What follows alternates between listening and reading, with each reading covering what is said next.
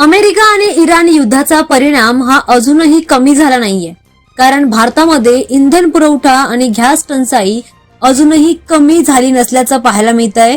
छत्रपती संभाजीनगर मधून एक वेगळाच प्रकार समोर आलाय. छत्रपती संभाजीनगरमध्ये गॅस सिलेंडर न मिळाल्यामुळे संतापलेल्या एका ग्राहकाने टोकाचं पाऊल उचललंय. दरम्यान गॅस सिलेंडर मिळत नसल्यामुळे संतापामध्ये एजन्सी समोर या ग्राहकाने स्वतःचं डोकं फोडून स्वतःला इजा करून घेतली आहे.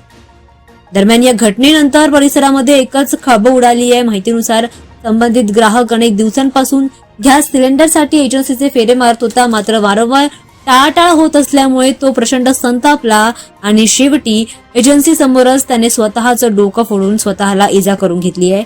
यावेळी आता घरी जाऊन बायकोला काय सांगू असा संतप्त सवाल करत त्याने आपली व्यथा व्यक्त केली.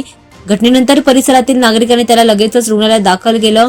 या प्रकारामुळे गॅस वितरण व्यवस्थेवर प्रश्नचिन्ह उपस्थित झालंय.